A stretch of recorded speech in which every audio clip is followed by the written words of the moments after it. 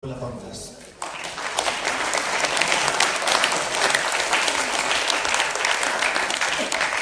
Sedikit maklumat berkenaan dengan Azam Belas. Hadirin sekalian, Azam Belas merupakan kesinambungan perbincangan, perkongsian dan hasil penelitian yang dilihat dari pameran Kuala Lumpur Biennale yang junung-junung kali ini diadakan di Malaysia.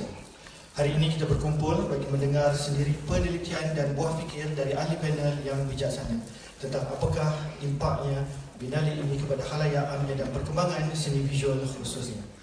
Majlis mengucapkan terima kasih di atas kehadiran penggiat-penggiat seni, kolektor seni, pensyarah, pelajar daripada UPSI, pengkritik seni dan juga rakan-rakan media yang dikasihi. Untuk makluman, kita ada di sini Profesor Datuk Salma Abu Bakar Mansur, kita ada Cik Sabaria, kita ada Saudara Bojin dari Expo, kita juga ada Dr. Melanie daripada Indonesia, merupakan seorang kolektor seni, dan kita ada Datuk Azman di sini.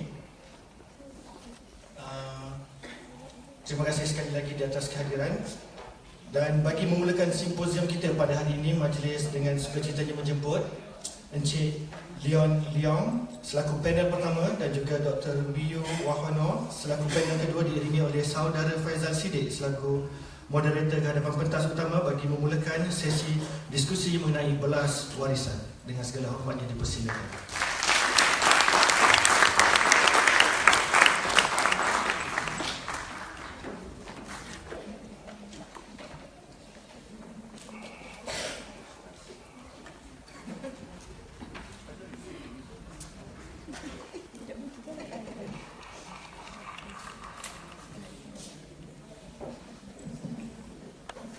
Assalamualaikum, very good morning to the ladies and gentlemen. Today I will welcome for coming for this session. Today I will distribute two more panel on the Biennale of Heritage. In my left side we have Dr. Wiyu Wihono from Jakarta, Indonesia, and Leong Leong is one of the artists in Biennale. Now his work was shown in the level 2. Okay, for the first panel, I will introduce you Dr. Wiyu Wihono. Dr. Wiyu Wihono born in Jakarta and he has lived in Berlin, Germany for 20 years. She graduated his PhD in plastic technology with highest honor from the Technical University Berlin, Germany. He was lecturer in Technical University Berlin and was an industrial consultant in Germany. He has started collecting art in the year of 1990 and part of his art collection has been exhibited in Indonesia, National Gallery Singapore, Hong Kong Art Center, Song Eugene Art Space, Seoul, Korea, National Museum Liechtenstein, National Society Museum New York, and so on. Wiyu Wihono has participated in over 50 art talks, including he part of the board of jury in Bandung Contemporary Art Award, board of jury video art competition, Bazaar Art Jakarta, honorary board of patron in Singapore Art Fair, board of young collectors in Art Stage Jakarta, and he was also nominated for the best collector 2017 by Art Stage Jakarta. And our next panel, Leong Leong. Leong Leong was born in 1971 in Perak. He has perspective in span literature, communication, design, and education. Since several years, Leong has returned to his true calling as fine artist. His solo exhibition entitled Mystic Melancholic in 2015 in Richard Koch Fine Art was a series of narrative painting with meticulous compositions inspired by 6 months stay in Istanbul, right? Turkey. Yeah. Crack in the Wall, Biennale Level 3, was first shown in part as in situ open studio exhibition alongside photographic works by artist Mr. Fu. Okay. For the 15 minutes, I will giving panel to represent the slide, and for the second round, we have a Q&A. Okay, we start with Young.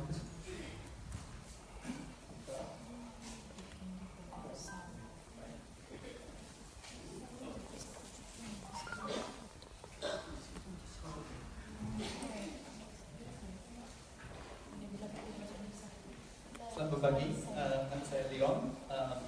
The tajuk exhibition saya Cracks in the Wall is on the second floor.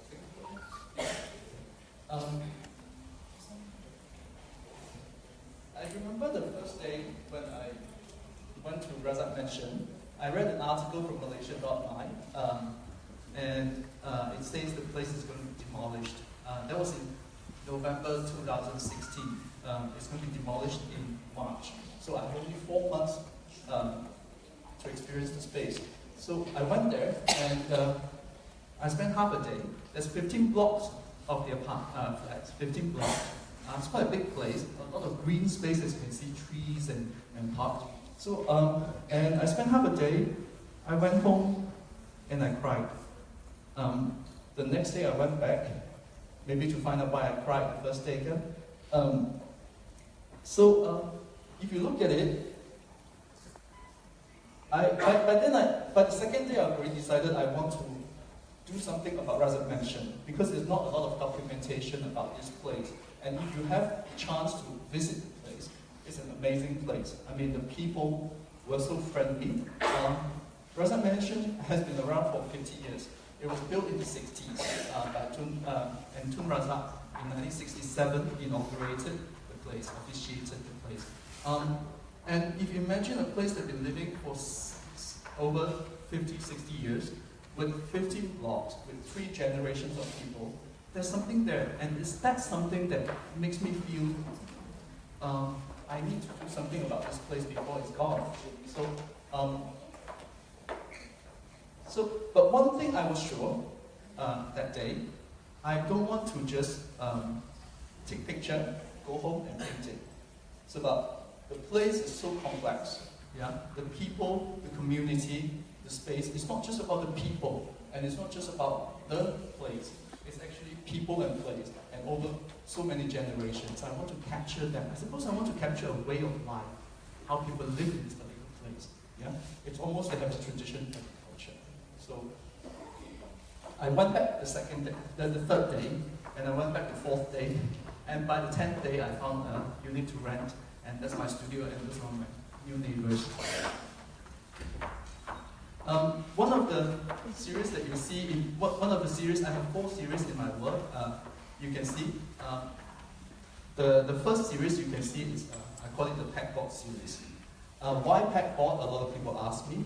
Packboard is the board with all this tiny little hole. That's the facade. That's the facade of Razak Mansion. In architecture, they call it the skin of the building. It's on the outside, yeah? And this is very brutalist. Okay? In architecture, they call it brutalist. They had it all the way up to cover and to protect, basically, the building on the inside, how people live. And those are the kids they were climbing up. We call it, in French, they call it brise soleil. Basically, it's called sun breaker. It breaks up the sun from, we know that tropical climate is very harsh, the rain can flow in. So this blocks out the sun, blocks out the rain, and it also blocks out the dust. It blocks out people looking directly into your apartment, but when you look up, you can see people walking by through this neighborhood. I suppose if you live there for 50 years, day in, day out, you would, it's something that I feel, when I paint it on the packboard, it feels the same way. It echoes that kind of, it's inspired me to paint it on the packboard. But painting on the packboard was very challenging because I had to seal up all the holes, prime it, forget about collection. I mean, it has to last. But the more challenging thing for me was to paint my subject live. For very practical reason, because I don't have a lot of time. I have only, that time I know they're going to move out in March, so I have only 4 months in order to do as much as I can. I was really freaking out. I mean, I was like, and people ask me, what is your method? I said, I have no bloody method, you know, because it's like they're moving, you know, and there's so many people, and I have to know them because I don't want to take a picture of somebody that looks nice, you know, and then paint it. It's not enough meaning, it's not enough challenge for me. I want to get to know them. So, but I don't have the luxuries of time to know them for too long a time and then start painting. So what I did was I paint them while I try to get to know them. I bring my easel, I bring my my canvas, my walls, go into their room. The wonderful thing is these people in Razak Mansion, if you've been there, you probably would feel the same way. They are amazing people. They let me into their house. I mean, the first time I met them, and Majid and Majid basically leave me with the key when they go out. So I was like, the second day, I went back to their house. I got the key from behind the door, and I opened the door. They were already out. They told me, you know, the key is behind the door. So I went in my heart. I was like, it's amazing, you know, people trust me in that way. So it was a very good experience. And also, because what I want to paint is just not people. What I want to paint is just not the Razak Mansion. I want to paint both of them. This is how people grow up in that area, in that building, in that compound. I want to capture that. So for me to paint live, I can go very close up to that. You know, because the house is very compact and there's a lot of stuff over so many years, kan? So they simpan all the stuff, and then it was a lot of, I mean, some houses very messy, some houses very clean, but, and it's not a house that I'm familiar with, so I have to go there, and then somehow I go, what is that? If you take a picture, probably you won't know what that thing is. Yeah? I also want to see it with my own eyes. So if you look at yeah, like just now, the kid was adding to the fun of the painting because it just keep paint me, you know. I'm painting her arms, you know, and the aunt was literally, and I made her stand right in front of me. I was standing here. She was looking at me. I was looking at him. I don't really know her. I don't know her name, but there was so much energy. It was really interesting. We just looked at each other, like, you know, and it just really get my attention. And of course, after that, I have to paint him, and I have to paint his sister, the niece. It was a very small place. Razak mentioned the one-room apartment has only 30 square meter, which is about 400 square feet. It's very small, and I don't have a lot of place. And I'm actually macam kampung, right? She was cooking.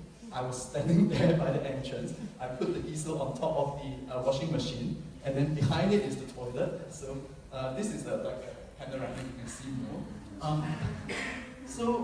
And she was cooking, and it's like, it smells really good, you know what I mean? So after that, I got no place to eat, and she basically feed me with the food too in the end.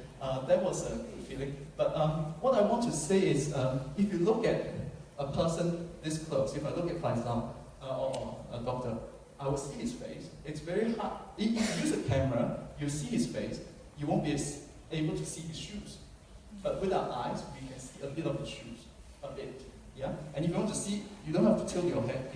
Your eyes can roll down a little bit, and you can roll on the side. So the way our eyes capture is very different from camera. I think all of us, if you're in visual arts, you will know David Hockney did the whole thing of that.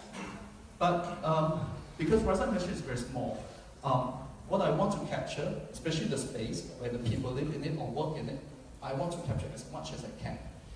If you use camera, you probably have or you have to use a fish eye. That is too much distortion to me. So I want to paint live because of that. I can see a lot more. I can literally see the toilet while I was looking up. Septi is standing here, but I can see a bit of the toilet even though it's on the side. Yeah. So, and I can see through her to the balcony outside, and she's looking into the room that Caprice, just now the lady, stayed. So all of these things I was able to capture with just standing there. As much as I can, because as much as this is art, it is also a part of documentation for me. I'm worried that a few months later, this will be all gone, and no matter how we talk about it, it won't be there, and we won't be able to know it. So. And then I also painted the shops. There were a few shops. It was probably trickier. It's about his mother was also selling cigarette there, and she doesn't like me. So, but he's the tauke, so I said he's a good friend, you know. So he let me paint it later on. And if you look at it, the cement floor has been around for 50 years. If you've been to some old houses, if you look at the cement floor, people have been walking on it, and macam kilat kan. It was just, and if you get a picture, you won't be able to see the texture of it, or the color of it, the nuance. So what I want to is also to capture all of those things. You know, when you see there's 50 shades of grey, and you can literally say, oh, this is a bluish grey, this is a reddish grey. But photo is change all those kind. That was part of the reason. But I suppose the most important thing to paint them live is to, I feel it's a collaboration. This is not my project alone. This is our project. And for them, they embrace that, because for them it's like, yeah, paint my house, paint me and my husband. Of course, some people say no, you know, I don't want it to be. But most of the people, and I think it's a collective effort. And when I paint halfway, they look at it, they smile, they feed you with their food or whatever. I feel it's validated. I feel it's an effort that has been approved by them. So it is a good feeling, I suppose. What else, you know? I mean, that's a bad thing to feel as an artist when you finish something. Margie was probably the toughest client, you know. She said, no, I don't want to sit there, I want to sit here. You know, so it's much of a collaboration, you know. I mean, there was, and it's valid, because it's not us going to your house and stand there, you know, I mean, put this one on or that. We're not doing commercial photography, we are doing live. And it's very important. And it took her a while to take out the tudung, because I love her fiery hair. And look at the house, I call it the house of Chora. There's so many patterns, yeah? And all this pattern, you have to be there. I feel this is a museum for me already. I have only, so by the time in March, they delayed 2 more months. In May, that's when the demolition starts. By then I can't, everybody left. There was only me in this 15 blocks of block and a lot of rats. Scared of rats. And then I have all this blank wall. So my fellow artist Lisa was reminded me, like, say, John, you came in here, you feel, Razak mentioned it's like a dragon. I mean, it is a big block with winding blocks and whatever. Different blocks, but I see it as one. And it's like this dragon that has been around for over 60, 50 years. It's been protecting the people living in it. It has a history of its own. So he said, why don't you do something? I didn't want to paint the dragon at first, but I have no time. Again, so I just do whatever that I could do. And there's all this blank wall. I've never done a mural before. I always paint on canvas. So I started with the interior wall, and the next day I got braver. So I went out, and that was block 8. By this time, the demolition started on the first, the few block on the other end. You can see boom, boom, boom, boom, boom, and then hear this crazy person was just dancing, and then the contractor would come in, they would laugh at me, you know. Supposedly I'm not allowed to go in, you know, they're hoarded out of the place, but they let me in. It's just, you know, and then I go in and then again. And they all come, when they take a break, they will come in and look at the painting. What I was happy to, my friend suggested that I do some tracing, some transferring. We use some parchment paper, put it on top, and then this is the work that you can see upstairs on the 2nd floor. Yeah? So this is the direct transfer from the dragon that I feel at that time. It really, I felt it because after I painted a few more hours, my phone fell down, it cracked, so it's called cracks in the phone. And I fell into a manhole. I thought maybe I should have just, you know, prayed to the dragon, to the Naga first before I painted. So there was some experience, but it was a very fulfilling one.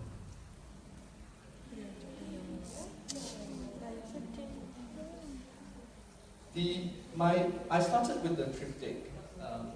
Triptych as in the 3 pieces of work, the bigger work. But when I first started it, halfway I was stuck because I don't know how to fill in the content. Because it's not just the building, it's the people. And at that time when I first started, I don't know that many people. I don't feel I'm confident to tell the stories. Later on when This is how I started with the studies, and that's my assistant, Nasrika. They don't own a unit in Razak Mansion, so they were transferred out to PPR in Bukit Jalil, which is very far away. I actually went there to see him. Razak Mansion is 4-story. The new block, they moved the people about 1 kilometer behind, across the river, which is still very good because they didn't uproot you and put you to another tamak. So they are still in Jalan Sungai Bersih. The new block is about 15 stories, about 3 blocks. They have 15 of it, 4 stories, walk up. Now they have lift, they have new environment. It's 3-room apartment, it's bigger. So the people is not really complaining in a way, but they say, sayang lah. Yeah, I mean, you talk to everyone, everyone's like, been here for so long, I mean, yes, the new place is better, and they have no choice because it's a DBKL land. They have to move. The new replacement of where Razak Mansion is going to be 12 blocks of 48 stories. From 4-story, it's going to be 48 stories. We'll see.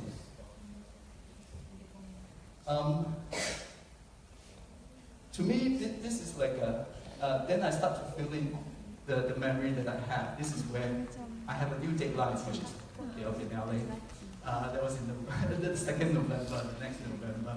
So exactly the project turned out to be 1 year. And if you can see there, that's Majid having her lunch. Majid is usually out. Majid is always restless. He can't sit still. They were having some disagreement, and while I was painting outside at the balcony, she would complain to me a bit, but now I think they're very happy. Just old couples that are having a bit of a disagreement at the time. If you can see here, that's Atun. She makes kuih in the morning. She's retired. The husband is resting at home in the bedroom. So this is another angle that you can see inside the house. To me, it's of course this is not exactly the apartment is. This is my imagination, and also a bit based on real. And she makes really good kuih kochi. We order it from her for the open studio. And across her, you can see Salja with the niece and the nephew. The niece, when I want to paint her, suddenly she disappeared, like waiting for 10 minutes. Like, where is she? Then she come up with all the makeup on her face. She's only 5 years old, So you can see how excited they are about this thing. And surprisingly, with Indian families, they love paintings. They love painting hanging in the wall. The family, you see every family they have their family pictures. So by the time I finished the painting, all of them, I printed out a digital copy. I framed it up and I give it to them. They were very happy. I mean, that's the least I can do. And doggy keep barking at me. After a while, I get tired, so stop barking at me. There's Gatris, the one that was cooking earlier. And Septi, it's her housemate. They're both from Indonesia, Central Java. Gatris is always missing her phone. She's always taking, but in this case, she's reading the Quran. It's about when I was painting, so she can spend time reading the Quran, and she was sitting too long. There's Amiru, which is my next door neighbor. Young family, and his best friend is Nasrika. He's my muse. This naughty boy that you see just now helping me to paint the painting. He's the one that moved up to Bukit Jalil. And across him, that's David. He's a bank programmer. So some people say, are they very poor? Are they very... no, they're just like us. I mean, I feel at home. I don't feel like I'm different. So that's why when I moved in to use this place as my studio, it was a natural thing for me, yeah. And David, I went to see David before Chinese New Year, which is last month or last few weeks.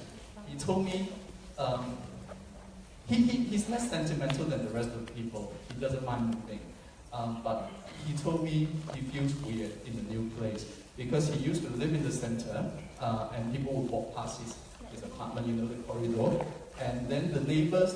They know each other for over 20, 30 years. They will always bring him some soup, some bubur or whatever, because he's single. But now he moved to the new place. All the neighbors have been reshuffled, so he doesn't really know his neighbors. And he's at the corner. People don't walk past his house. I think he kind of miss it. And he said he just feel like he's coming home to a wall of white walls, and you can see his wall is actually pink, the old one. So that's the story goes on. The story goes This is the finished triptych. Sorry, I added this one in much later after the opening. It was just too much work for me to finish all of these things. So that's the first one, and that's the last one.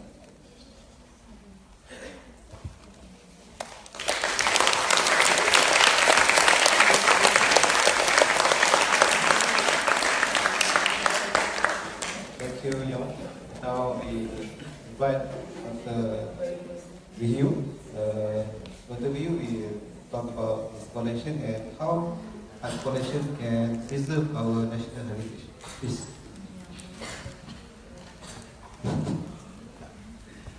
Good morning, everyone.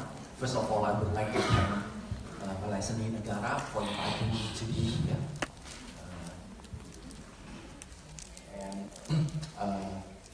I collect since 1999, 2000, and over the time it has developed to be media art collection.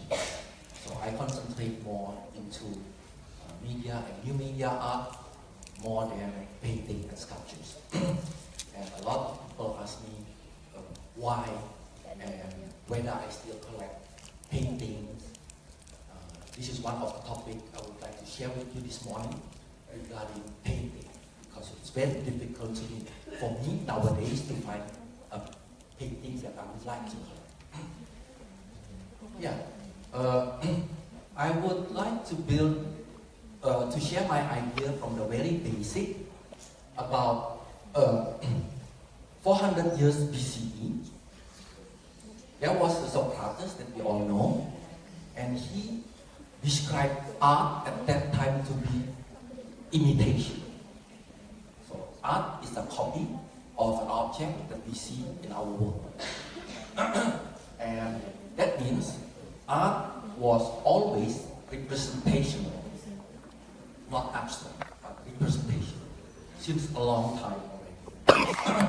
And it continued until 1433, when Leon Battista Alberti, the Italian master, found the theory of linear perspective that we all have learned in the school, that all these lines ended up into a vanishing point on the horizon.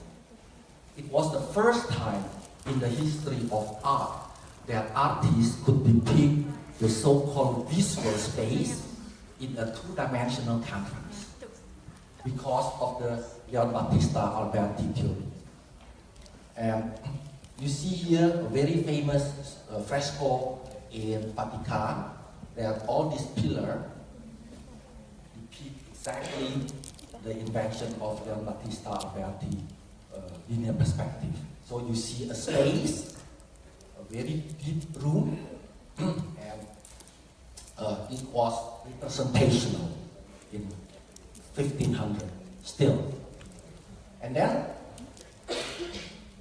in 1833 the camera was invented in France. Of course, the result was representational by Daguerre at that time. And with the invention of camera, Edward Murbridge could solve the questions or fill the questions that people has been asking a long time. If a horse is running,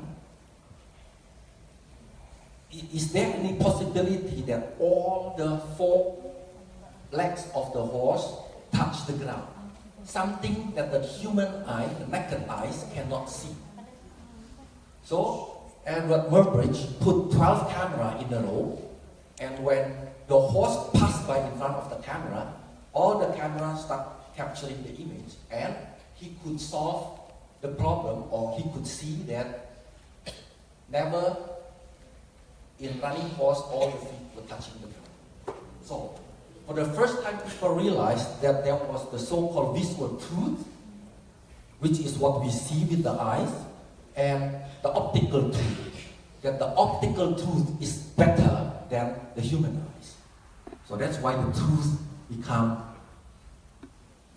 usually people see truth as absolute, but it is not. So our eyes has their limitation, which can be seen by camera better.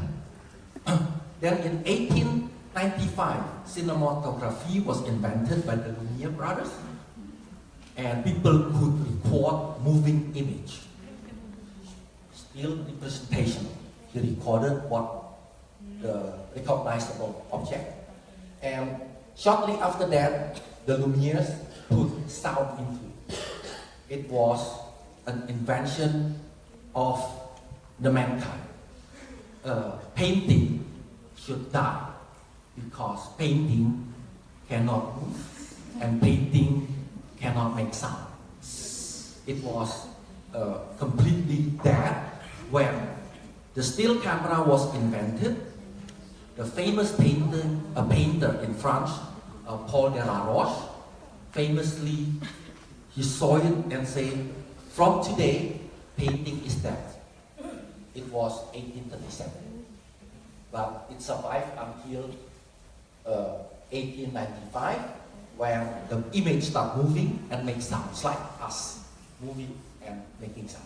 So Arthur Danto, the famous postmodern philosopher, called it the end of art because painting should die actually. No chance to compete against cinematography.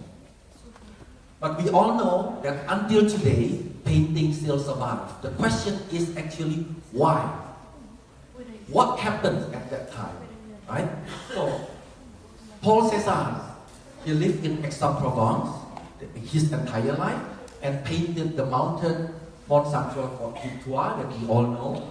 And you see the houses in the painting.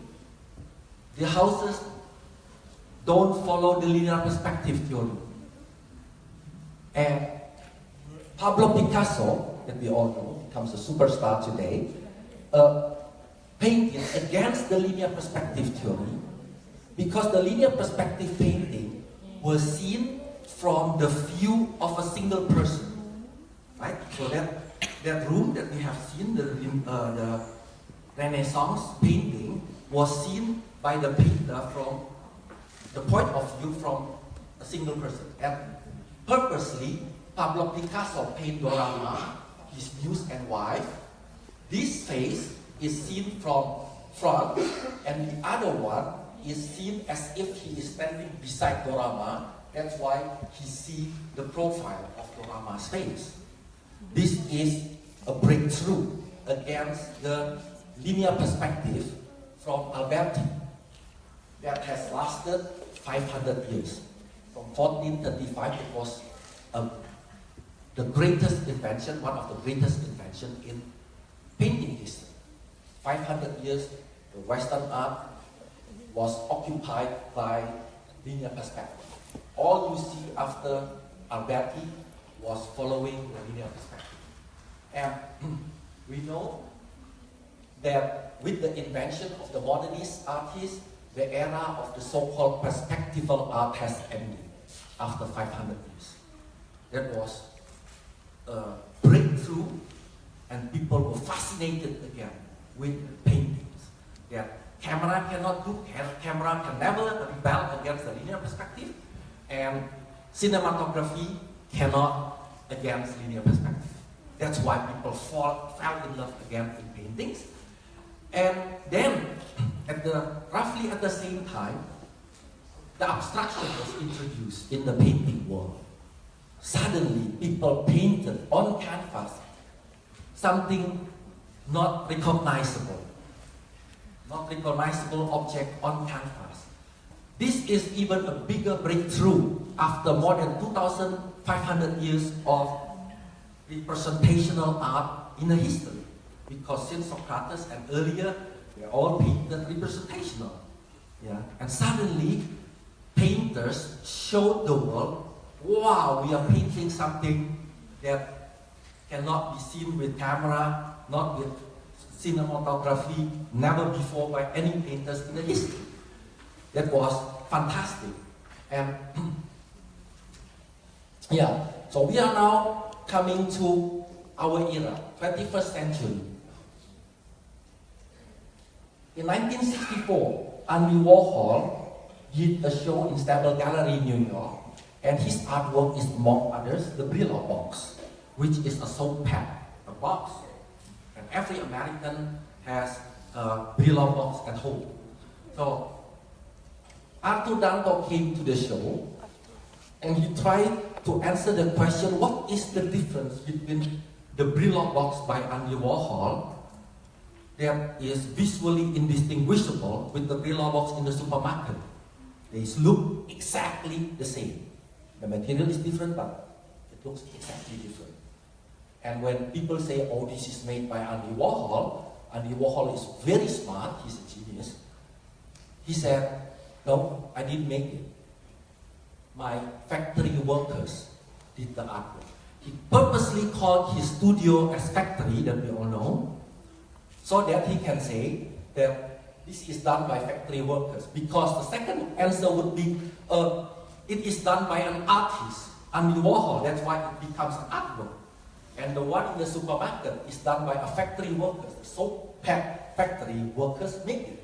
And he said, no, it is done by my factory workers, in my factory.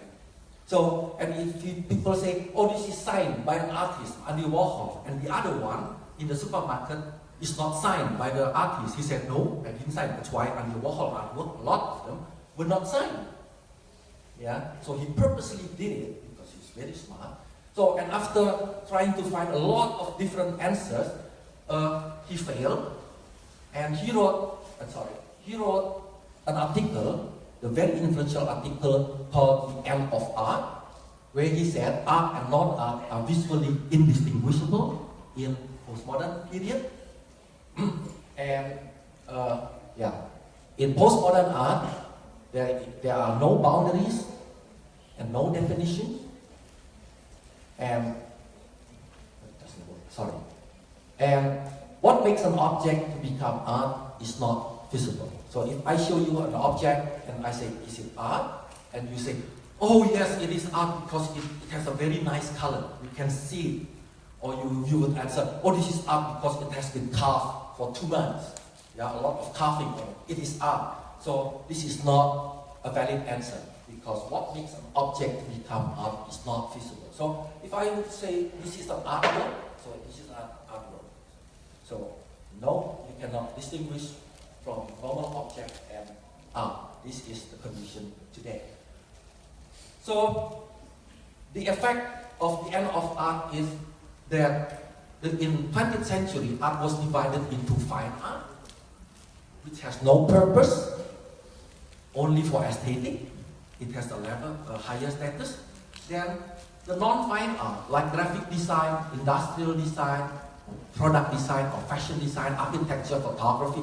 Photography was used to do documentation as a purpose at that time, and craft. And these all, they have a purpose. There are artworks. Sometimes you come to the house, wow, fantastic house, architecture. Is it art? Oh yes, it is made by an artist. But because the house has a purpose, the architect belongs to this group, not as fine artist. So it was, so modern art, 20th century, were put into a lot of restriction, boundaries, and definitions. They were asking what is art, what is not art, what is fine art, what is not fine art, and what is craft, and so on. It was very limited. Artists were put into straitjacket. They didn't have the freedom. And then, with the introduction of the end of art, this boundary vanished.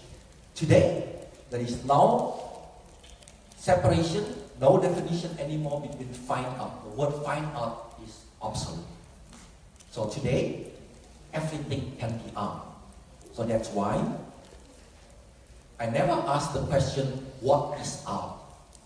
Because everything is art. The question, someone come with me to an exhibition and say, is it art? And I said, the question is already wrong. Because nowadays, everything is art.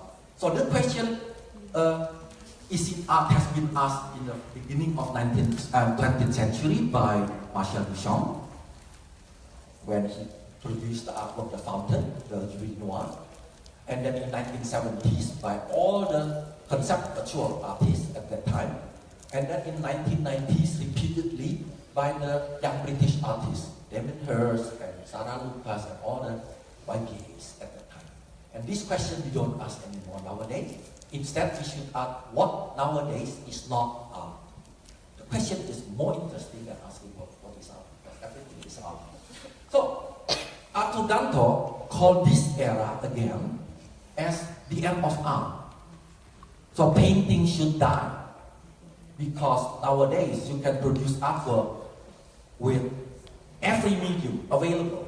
So I collect sound art, I collect bio art with living animals, installation, photography, performance art, video, digital moving image, video mapping, whatever, fire, smoke, water, even smell, and chemical reaction is art. There's an artist producing chemical reaction and produce a landscape painting, and so on. Everything can be art nowadays, and every medium can be used for art. So an artist nowadays has to justify why he still makes paintings. So my question is actually regarding painting.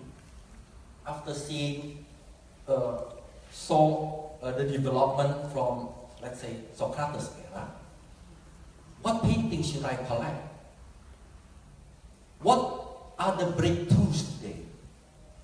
What justify the existence of painting? Because otherwise, all the artists will go into the newer medium, right? There must be a breakthrough, like at that time, Cubism by Picasso and abstract by Wassily Kandinsky, right? Then people fall in love again in art. This is a big question for me when I see an artwork. I am asking, is it a breakthrough? If it is, I should buy, right? Then I will be a legendary collector. Yeah. And I think the answer is not abstraction, right? So, passé. It has been done at the beginning of 20th century. Because nowadays, if you look at contemporary art, the question is not why is it good, but the question is what does it mean? Because in contemporary art, the context, the meaning of the artwork or the message from the artist is primary. The visual effect is secondary. That is the reason why a lot of contemporary art looks so ugly. Just as additional information, people come to me, oh, I don't like it we use, or I don't like contemporary art. They're so ugly. Yeah, it's supposed to be ugly because we are not emphasizing in this question, but we want to convey the message and the meaning of the artwork. So, if what does it mean is more important, then no way people can convey the message by using an abstract painting. Right? So, for me, abstract painting in contemporary era doesn't have any place. I don't know, maybe I'm wrong, so maybe there are a lot of abstract painters in this room that they will justify and say, you talk bullshit. But at the time, at the moment, I think abstraction is not a breakthrough to justify why painting has to survive. The second answer could be Cubism, right? So I think it is not Cubism because 500 years of tradition of linear perspective, it was the task in the beginning of 20th century. We have to find something else that justifies the existence of painting. This is actually a big question for me every time I see painting. And if I find one, I have to buy the painting like Mr. Peter Ludwig, a legendary collector in Germany.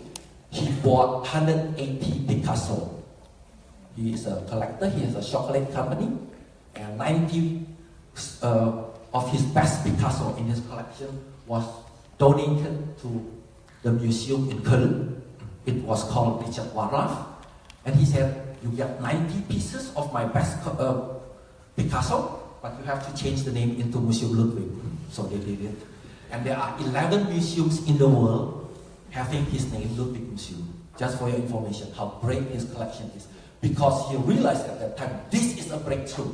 This justifies why painting has to survive.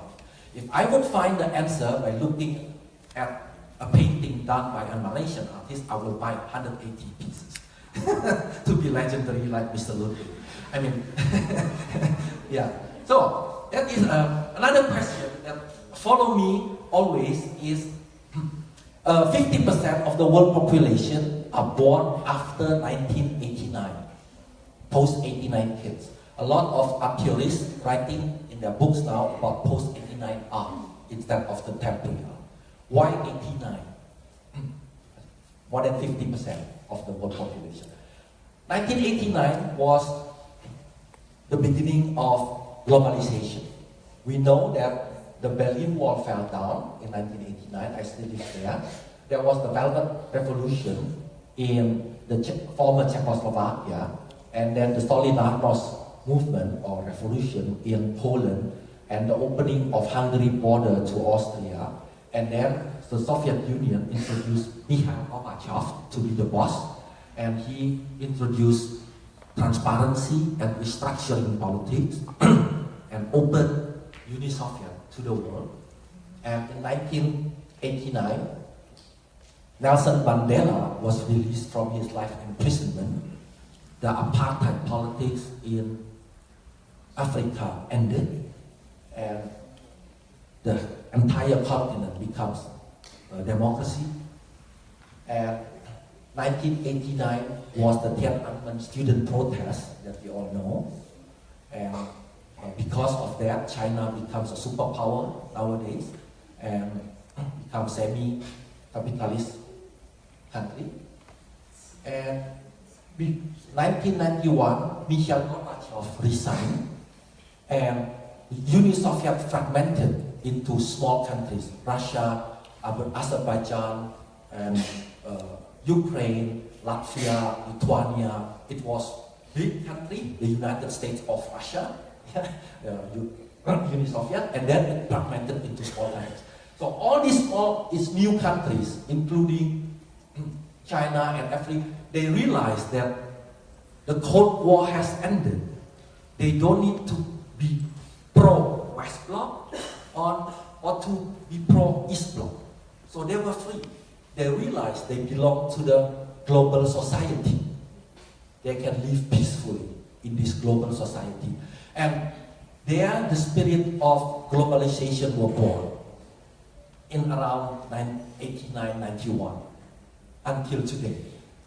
So, and in 1989, the World Wide Web was introduced. That means all the babies born in 89 and younger, they were born with a computer in their hand, a gadget in their hand. Their mind is completely different than me.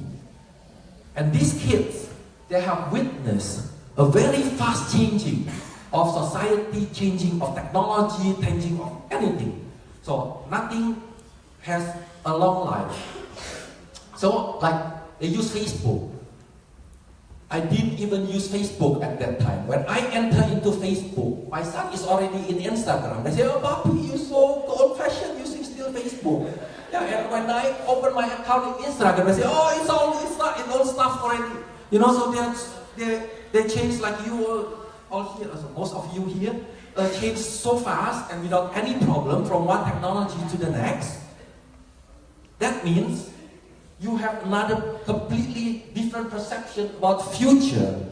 In our society, there are so many things that we don't find the proper vocabulary yet, but it has become history already. This is the condition we are living today. There are something happening in the world, people don't know yet how to give the name, and then suddenly it is a history because a new technology was born and people go into the new technology. So if I talk about future, in my subconsciousness, I'm thinking about 10 to 20 years. That is for me future. And these post-89 kids, for them, future is 1 to 2 years. There is a completely different perception about time and about future. And then value for post-89, for us, has strongly to do with the intrinsic quality. Also in the art world, if we talk about art and we talk about the quality of art, for me, it's always the quality. And for the post-89 kids, it's the searchability or the susceptibility of being found, because they see an artwork and say, from who? From Leo. Instantly, Google Leo. If they don't find, sucks. No name artist. Right? This is value. This is for them part of the value. That's why we were talking just now about using Instagram for the artwork. He said, as if he is showing off. No! For this post-89 hit, if you don't post in Instagram or Facebook, if they cannot find you in search engine, so you are gone. Yeah? So you don't have quality. So it is completely different in finding quality today for post-89 kids than me. So, and these kids, there were kids, when they were talking to me, we never listened to them. Oh, you're still kids, right? We don't take them seriously.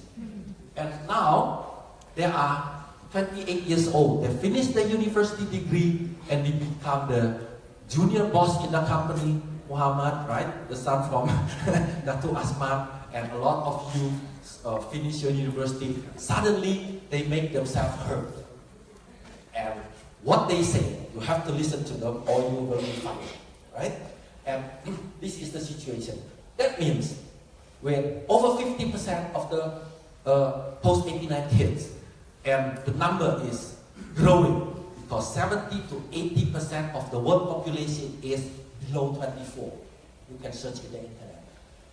Below 24 years old, 70 to 80%. Very soon, in very near future, you is standing and all people around me are these post-89 kids.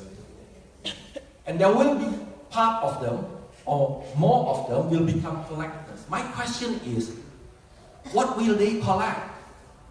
And I'm very proud to be very cutting-edge collector. No one collect me bio art. No one collect artworks like me.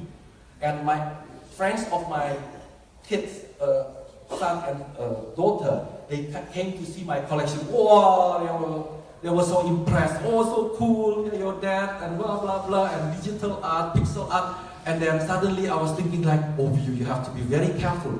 Suddenly, all of them standing, and they like stuff that you don't like, and you don't know.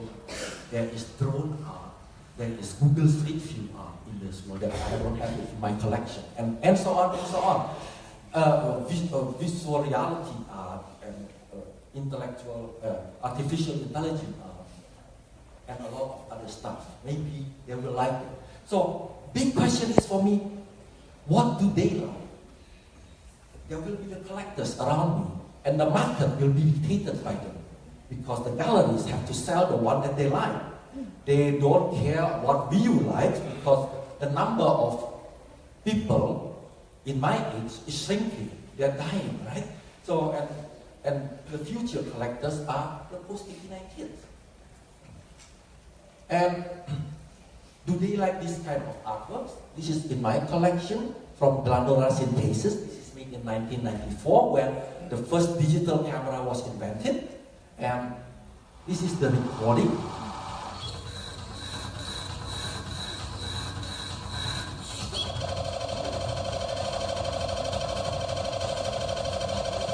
It's lagging.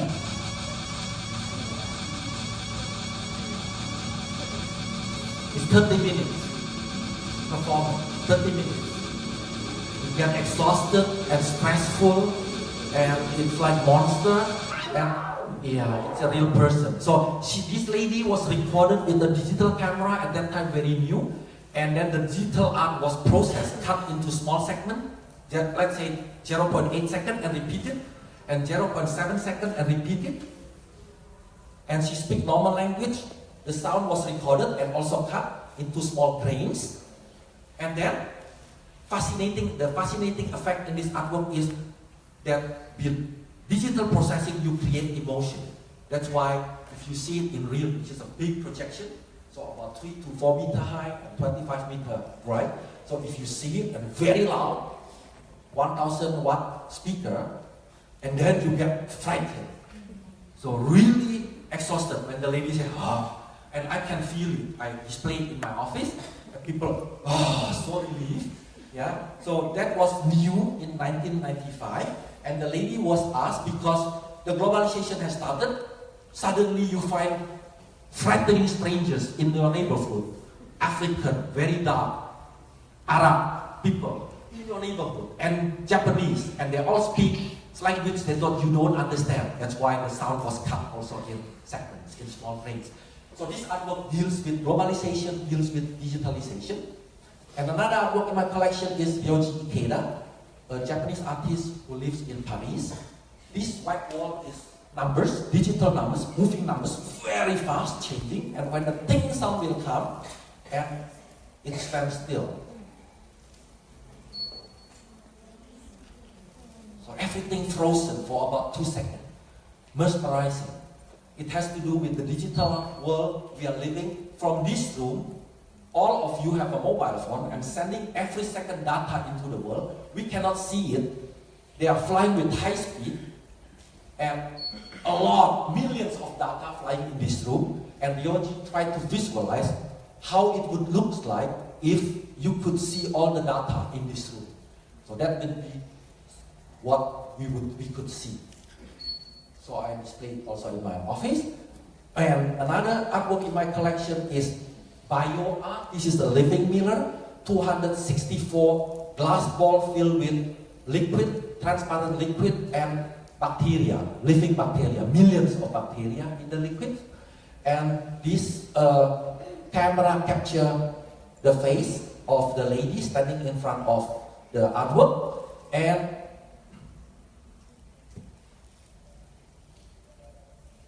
you can see her moving.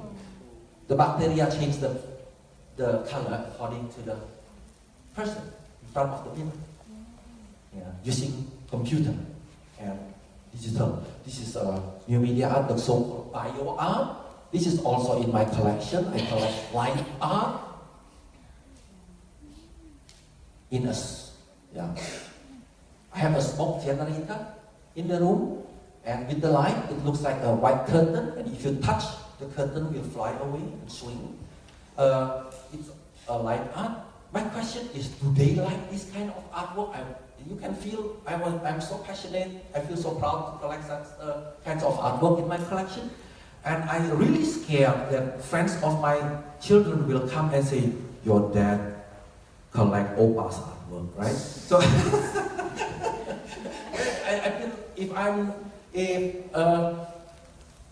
if it happens, I will commit suicide maybe.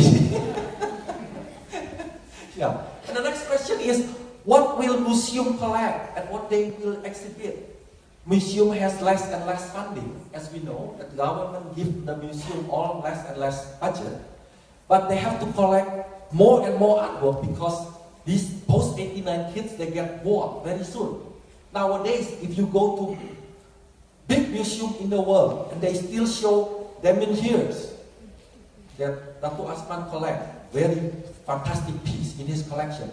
Damien Hirst produced the shark that we all know, 1991. That is 27 years ago. I was fascinated when I saw the first time the shark in front of me swimming, so huge. I mean, if you see it in your monitor, you don't feel the fascination because it's so small. If you see it in real, the shark is so big, bigger than your body, and you get frightened because the shark is gonna eat you. And if you would show a Damien Hirst to this post-89 kid in the museum, they will say ancient old, right? Because future is 2 years. It's 27 years old artwork. And they will say, what? You're showing 27 years old artwork to me? Yeah, it cannot be true. So they want to see always new one. Maybe 1 year old artwork, so 2 years old artwork, but not 27 years old. I mean, this is my, maybe I'm wrong, yeah? So, and then, this is an A+ artwork that I gave a talk yesterday. So commercial art galleries, how can they survive with all these post-89 kids? At this moment, a commercial gallery work in selling artworks of branded artists. Let's say the gallery sell Jeff Koons for $7 million. They make a big profit, and then they do cross-subsidize. very emerging artists. They do a show in New York, in London, in Tokyo, and everywhere. Nobody buy because the artist is no name, right? So they keep on spending money, and the money comes from the branded artists. And after 10 years, this emerging artist becomes branded. And then they started selling. And over the years, the price is increasing. And this concept, strategy, doesn't work anymore because the post-89 kids, they come and see an artwork that is shown in commercial gallery. And after 10 years, you still show it to them. And they say, God, so boring. 10 years ago I saw it and you still show it today. So they need a new one. So at the gallery keep on getting new artists, and they cannot sell it in a high price. And if one artist is a genius artist that becomes a superstar like Damien Hirst, it lasted only 1 year maybe, yeah, right? Because they get bored after 1 year, they say, oh, you cannot show Damien Hirst again. So galleries can only sell artwork for 7 million for 1 year. Not like today, selling Jeff Koons 7 million for 10 years. Yeah, I mean, so these are all the questions that I'm asking myself, how it would be, because I have to adjust my taste to the coming generation or the coming art collectors. So, thank you very much. This is the question I want to share. Okay, thank you, Dr. Liu. I have a question. Okay. Actually, why do you want to collect new media? Why do you want to be a new media collector, and what inspired you actually? Yeah.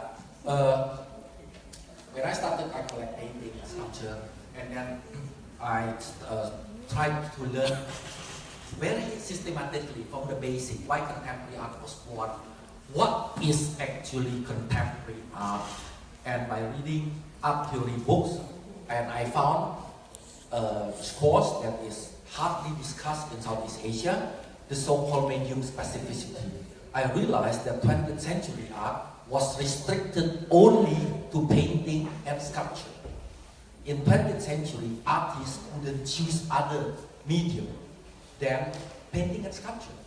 This is the reason, if you see the thick 20th century art books, you only find painting and sculptures. It was a dogma. So, and with the introduction of the end of art, this restriction doesn't apply anymore. Nowadays, artists can produce artworks with any material, and then I was thinking like, this is the time to celebrate my freedom. Also for artists, the time to celebrate, to take any medium, to produce art. So artists celebrate, collector also want to celebrate. So I started collecting beyond painting and sculpture. That was actually the start until today. Yeah. Thank you. When it goes to Yong, okay. The Razak mentioned recent was visited or inaugurated by Tun Razak on 16 April 1967, and after 15 years, the residential was demolished. And as an artist, what do you feel when you was there? You was there in, I think, 6 months, right? I mean, like I said, the first day I went home, I was only there for half a day and I cried. I suppose I feel helpless, yeah? I mean, it's like you're seeing somebody who's dying, somebody that's wonderful, or anyone, anyone's dying, and you can't stop it. You mentioned about Tun Razak. When Tun Razak created, Bill Razak mentioned, there was a reason. The reason was to bring in, was to give housing for the kampong people, for the rural people to live in the city, because we needed a bigger workforce. That was the reason. That was 60 years ago, and people have been living there. So that reason is a valid reason for us to preserve. I actually, with the help of a few friends, proposed to the developer to keep one block. So because with architecture, you can't see it from photos. I mean, with painting, you probably could, in a way. but you need to experience the place. You go to the toilet, you go to the living room, oh, it's actually this small or it's actually this big, you know what I mean? And the cement floor. So we actually propose for the developer to keep one block. Okay, back to Dr. Wiyu. May I know who is the artist in your collection, and do you have a direction or to your collecting contemporary art? So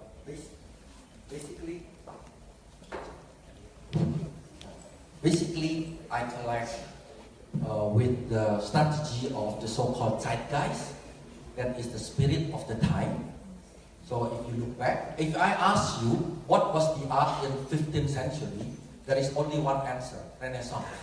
If I ask you what was the art in the second half of 19th century, there is also one answer: Impressionism. So if there were artists, maybe 10,000 or 100,000 artists who didn't paint Impressionism at that time, in the second half of 19th century. Those artists were forgotten from the mankind. If you read in the book, second half of 19th century art, you only find the name Edgar Degas, Monet, Manet, Renoir, Pissarro, right?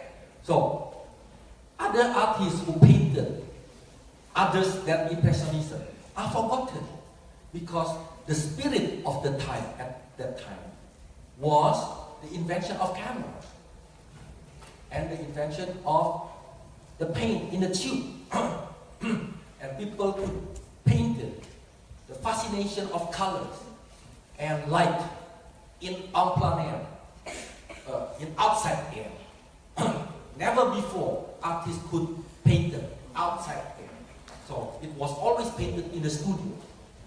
The first time they painted landscape outside air with the light and color. So it was a celebration of their freedom to do it. So a good art has to represent the spirit of the zeitgeist. That's why everything I see in artwork, everything I read about the message from an artwork like yours, I believe it is about the urbanization. I am asking, is the context from this artist significant? Will this context be seen later on, 100 years? People will look back to our time and say, at that time, they lived with the huge problem of urbanization. Then, my artwork in my collection has to conform with the topic I will talk about, the spirit of the time. Yeah. So, this is how I always analyze when I see the artwork. Thank you. One last question to Leon after we open to the floor. Okay, Leon, you have commented Razak mentioned memory and brought it to the very context, right? What inspired you to create crack in the wall? I think I'm always interested in the way people live, how we shape our environment, and how the environment in turn shapes us. I mean, this is basically humanity, you know, living in the city or living in a kampong. Not just the people, not just the building. I mean, it's this interaction. So, with Razak mentioned, it's a sheer inspiration. It's about, there's 600 people there, 15 blocks, for over 3 generations. So I get to really see and count, different count, you know, in Lima. So there's a Sikh temple, there's an Indian temple, there's a Chinese temple, there's a masjid, there's a church right along the side, you know, much like the Muhiba. So it's really an inspiration. It actually taught me a lot of things how to be Malaysian, because what we live now in a way is quite different, and this is still hold on to that ideal, and they're very present. I mean, they are like us, you know. Not that they are in a museum or whatever. So that was the inspiration that I want to capture, and just to show it to ourselves. We have this wonderful things. Okay, we open to audience. Okay.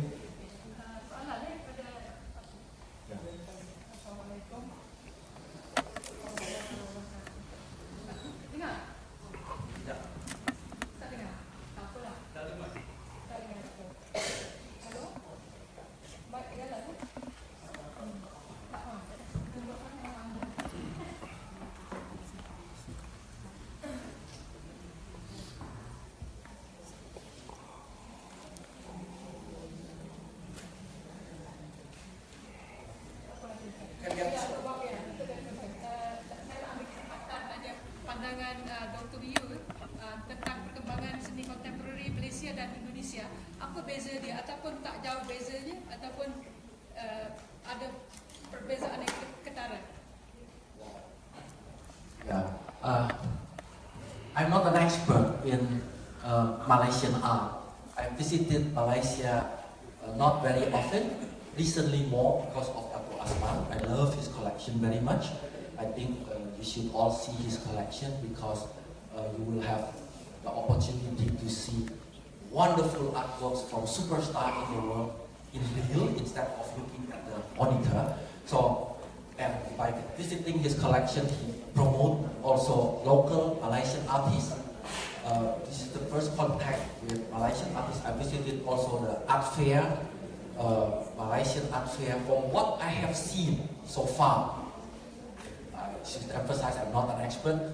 I think Malaysian art still very dominated with paintings first, and a lot of abstract paintings, and then very formalistic.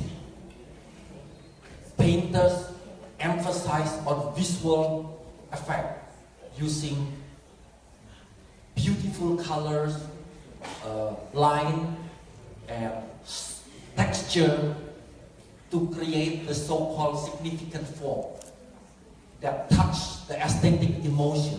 That was old school.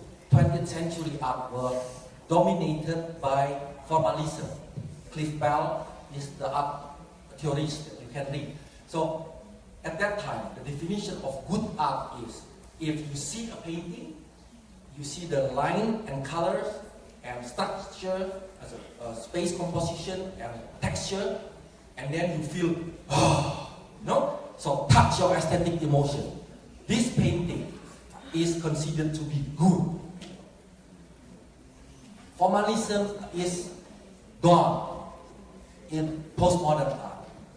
And what I have seen, maybe I'm wrong, so a lot of young artists still concentrated in formalism. And in abstraction, or about abstract, I have talked about it. If I see an abstract, I just run away. I mean, maybe I'm wrong, maybe in the future, they will see abstraction as a breakthrough, where justify painting to survive, right? And then, so my collection is crap, but it's okay. So this is my opinion at the moment. Maybe I'm wrong. So. Any question?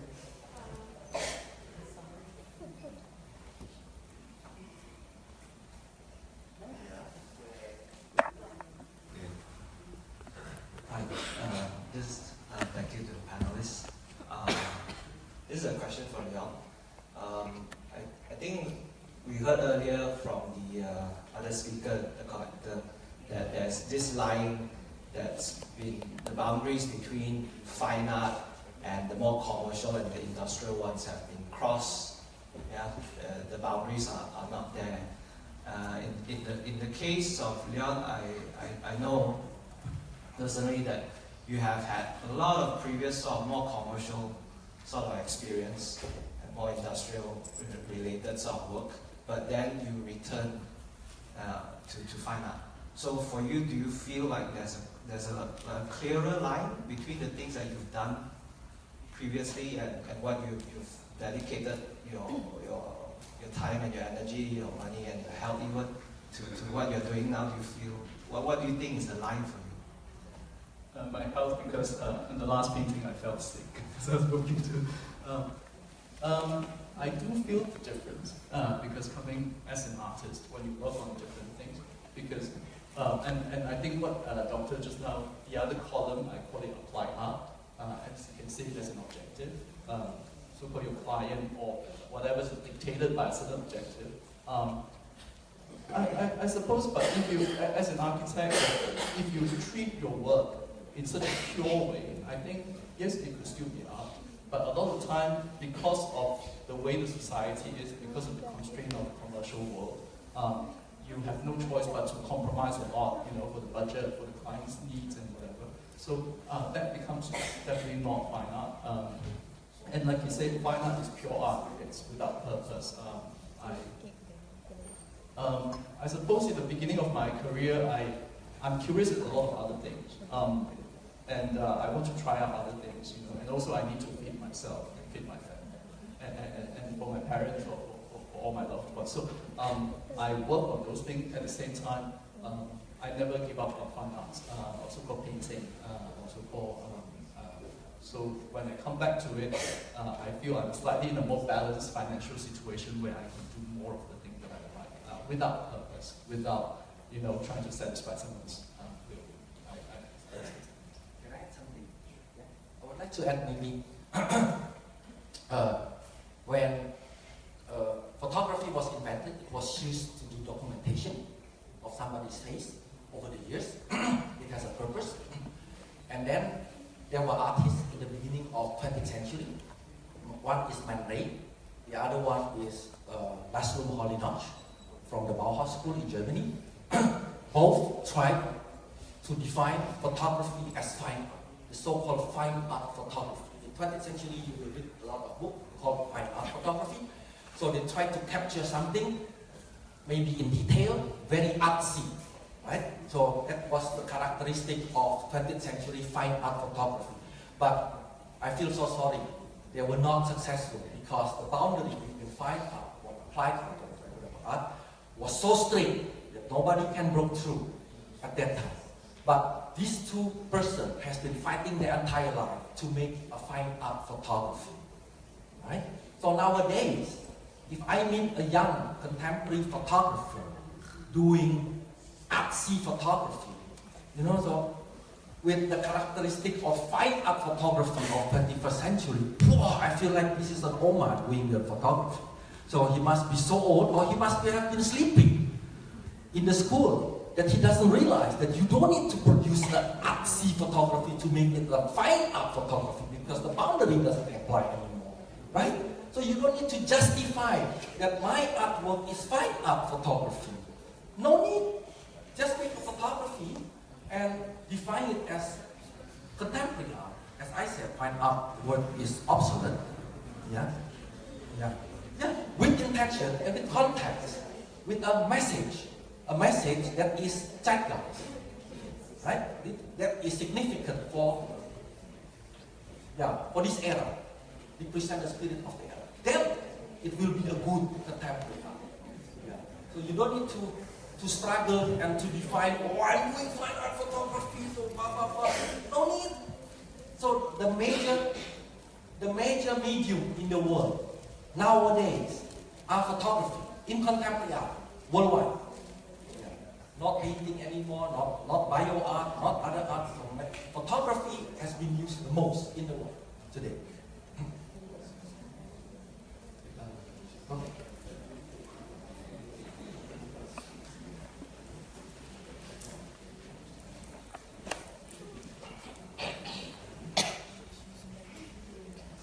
Terima kasih Dr. Yu dan juga Tio.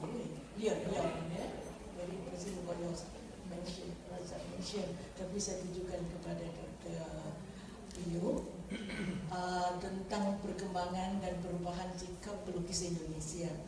Kalau kita lihat Abdullah juga merantau, pergi ke Bangkok jadi pelukis istana, Kunat Afandi juga ke London tahun 50-an, Fajar Siddiq pergi ke Australia, dan mereka pulang tetap membawa identiti Indonesia. Jadi suatu ekspresionisme meledak di Amerika, kita tidak melihat garis-garis Afandi sama dengan ekspresi Barat, ya. Kemudian muncul angkatan baru setelah Black September 1974, ya. Jadi muncul Siti Adiati yang protes dengan sistem asri dan juga ETB. Dan sekarang saya melihat Arsono juga seperti apa yang Bapak bicarakan tadi, ya. Tapi tetap menggegarkan ikonnya, dan Arsono kembali kepada kaligrafi, Chinese kaligrafi, ya. Jadi bagaimana sikap identiti itu? Ya. Thank you very much for the very interesting question and very nice question. So, I would like to start maybe from the basic in answering your questions. Actually, when the word In 20th century, the art was called modern art, modernist art. So modern bear the understanding that the people is looking to the future, to the front. If I say, oh, Leong is very modern, that means I give him a new idea, and Leong say, bah, I love it.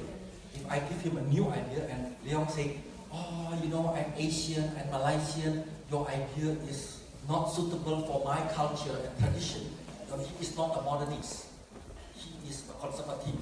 Right? So modern always look to the future. Modernists love new ideas. Always look to the future. So if you call yourself a modernist painter, it is taboo to make painting about your tradition and culture, because tradition and culture is your past. So when Afandi and Hendra Gunawan and your old masters, painter, did something with Malaysians on their painting and talking about localness, and art professor from art historian from the Western world came and they see you are a failed artist. You don't understand what it means to be a modernist, because modern art has to be universal. No history, no tradition, no culture. It was taboo. So that is the reason why no Western museum collect our artworks. If one museum collected, then it was an ethnological museum. When there was an exhibition, then it was an ethnological museum, not a fine art museum in the 20th century. You can check. And the guy who is writing about our art were anthropologists, not art historians, because our art were inferior at that time, according to the way how Western saw modern art, right? So, and after the 60s, there were this identity politics movement where all the minorities, the marginalized society, went to the street. They got increased self-awareness, like women fight for their gender equality. That was 1960s. Black African American fight for their right in the society. Civil movement in America was 1960s. Asian American was also demonstrated on the street, and LGBT at that time it was called Gay and Lesbian Liberation Movement.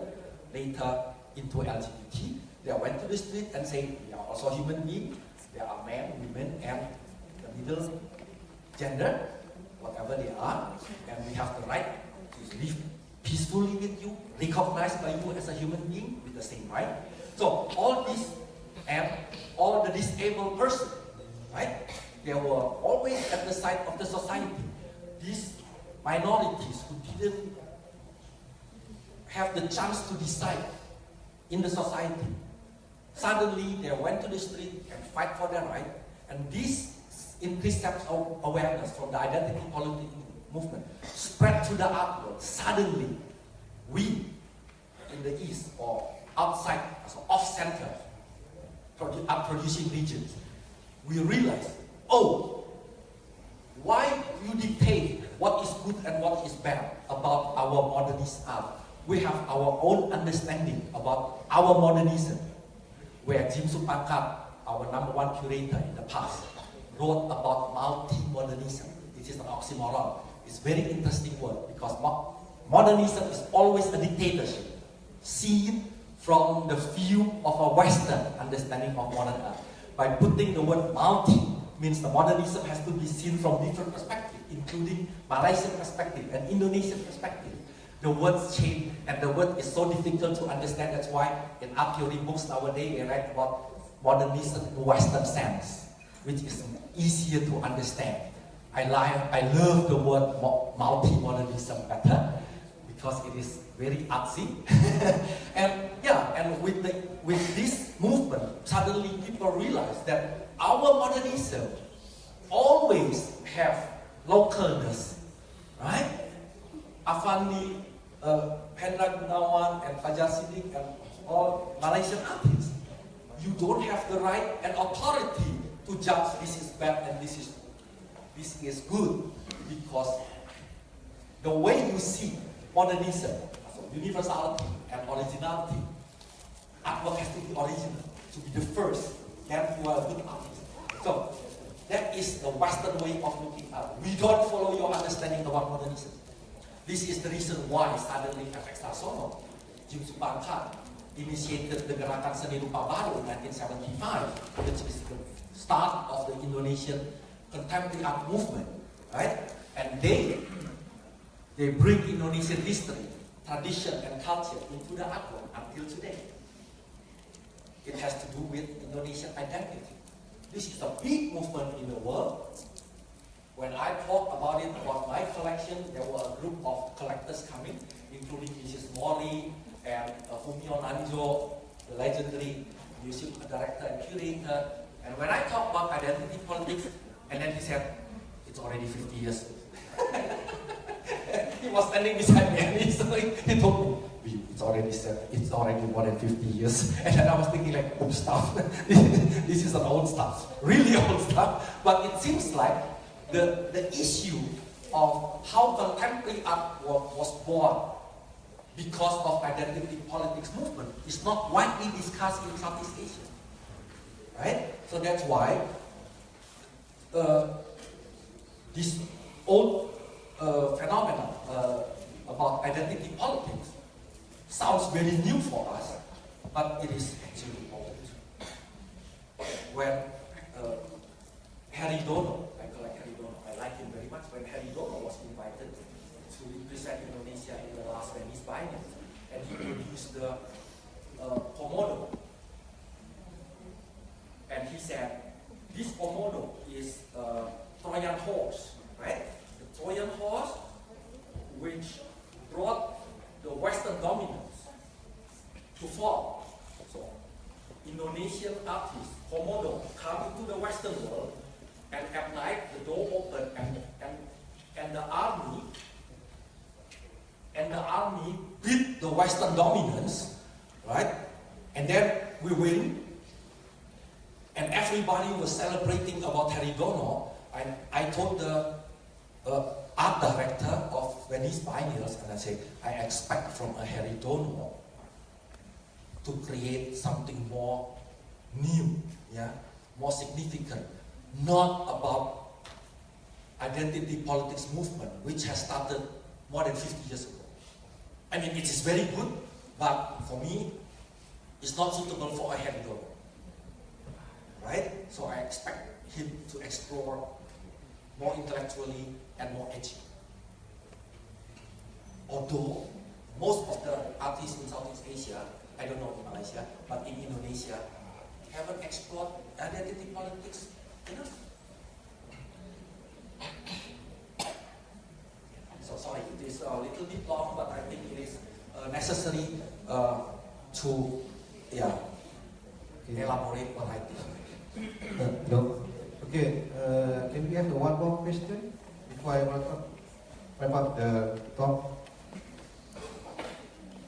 You want to say something? Please.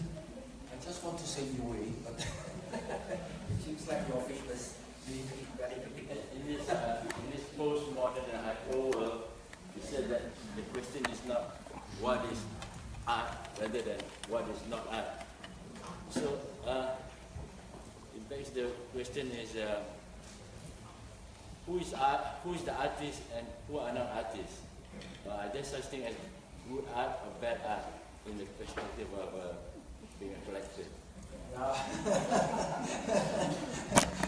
It has been done by Joseph Beuys, one of the pioneers of conceptual art in the 70s, when he was a professor in Kunstakademie Düsseldorf, also Art Academy Düsseldorf, and there were, I think, about 500 or 1,000 applications.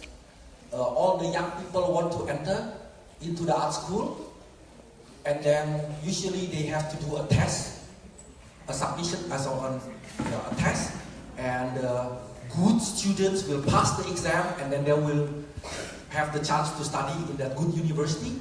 And Joseph Beuys said, famously, everybody is an artist. And he said, everybody is accepted. Wow, that was a scandal. He was fired from the university that we know, right? He became a very famous artists in the world because of the idea that everybody is an artist or can be a good artist. And I still think that it is true. Yeah. So this is first. The question of what is good art and what is bad art is interesting because I realized that in contemporary art, the message or the context is very important, not the concept that has been very much discussed. And so concept is the idea why the artist produced certain artwork, but the context is the meaning, the message, what the artist want to talk about. The context is very important in contemporary art, right? So, for me, a good artwork is an artwork that people, the viewer, the audience, can read the context without reading the caption. If you see an artwork, and independently of my cultural background, an African, American, Asian, Indonesian, Malaysian, stand in front of the artwork, and you can read what the artist want to talk about, want to tell you. So, in German they call it the artwork speak by itself. Or, more generally, it is called contemporary art speak a global language. That means everybody understands. That is a good artwork. If you have to read the caption first, then the caption becomes the artwork. Right? So, and most of the contemporary art we find in the market are contemporary art, but not a good contemporary art. There are two questions actually. Is it a contemporary art? And you say, oh yeah, from the medium it is contemporary art, and the artist is not focusing on the visual effect, so not formalism, but instead the context, and it is beyond crossing the boundary of the definition between fine art and applied art, or whatever the definition was. And then you say, yes, this is a contemporary art. And the next question is it a good contemporary art? Right? If you read, if you can read, everybody can read, then it becomes a good one. I mean, maybe I'm wrong, but this is what I have learned so far. Yeah. If I were to answer that a little bit, I think just now a lot of the question that we raised, Dr. raises, why is Malaysia having more paintings than the other? I think what the school is teaching, I'm not blaming the school, I didn't go to the school, in art school, but the thing is, what the school is teaching us is what was past. Okay? I mean, and there's so much to read, so much to practice, I mean, you know, you have to, so, but if you're expected to create the future, but you were taught about the past, what can you do? You know, I mean, general student, and we don't have a lot of exposure here. And the question on that, in the smaller scope, for me, if we talk about art, generally we're still talking about visual arts. And visual arts against, let's say, literature, which is words. Visual arts, for me, it's what is good.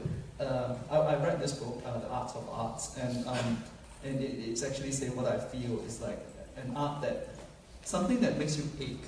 It's that moment where you see that and you know it's going to be gone. There's a certain ache. I mean, because it's so beautiful. I mean, like a flower, like a sunset. I mean, that kind of beauty, I'm not saying as in like aesthetically, as in like it has to be beautiful, but something that is so genuine, so original, so valuable, so meaningful, and you feel it's going to be gone, it's going to be changed.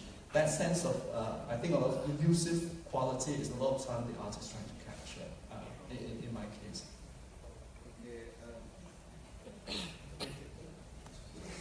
Okay, thank you, both of our panel. I will wrap up the talk. Please give a big hand to our panel.